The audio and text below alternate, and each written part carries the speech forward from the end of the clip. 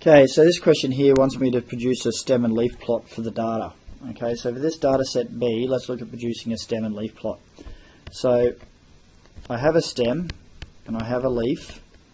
I try to draw nice, neat lines using a ruler where I can. Okay, and so what we need to do is in this data here, we need to identify what's going to go in our stem and what's going to go in our leaf. And normally we start from the right hand side and put numbers, single numbers in our leaf and see how big our stem's going to be. Okay, so if I do that with these larger numbers, right, and look for what my smallest number's going to be in my stem, my smallest number in my stem's around about 88, and my largest number in my stem will be about 12. So a range of about 8 to 12 here would work for me. Okay, so what I'm going to do is I'm going to write 8, 9, 10, 11, 12, because I must show all of my numbers here. So what we're going to now do is have a look at just writing these down. Now what I want to try to do here as well is get these numbers out here in ascending order. So I'm going to try to work from my lowest number that I can spot to my highest number and construct this as I go along. Okay, so 81 looks like it'll be my smallest number, so I have 8 and 1. I then look along and I have 86. So 6 is my next number in there. Okay, so that takes out my 80s. Okay, let's look at my 90s. 91 seems to be a good culprit for a number there. I then have 94, so I put a 4 in there. I then look for any other, so I've got 95 here. So 95 is my next number. Remember, these are in vertical columns under one another as well as I go.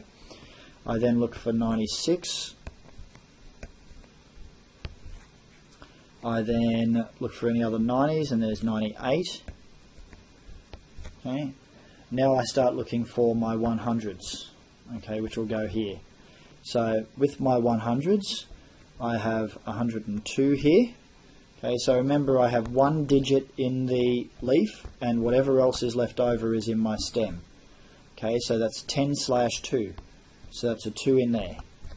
Okay, I then have a look at, well, 106 seems to be my next number, so I have that there. My next number seems to be 108, so it's 10/8 is my number. Okay, so then I have a look now at my 11/somethings. So, and I look for my smallest number again, which looks like 113, 11/3. Okay, I then look for 11/5, which is 115, 11/5. I then look for 11/7. Okay, and again remember these columns are under one another, right? Okay, and also then I have 12/0 as my last number, and I have a quick look through. I look through everything. Okay, I then also do a key. Okay, so my key here is that I can just simply write something like 8/1 equals 81, or a probably more useful key in this instance might be 12/0 equals 120, so that I've counted that double number in there. Okay, so what we need to remember as well when we're doing a stem and leaf plot are labels. Okay, these numbers here are in ascending order. Okay, so this bit in red you don't have to show, the bit in red is just for your information. So ascending order out from the stem.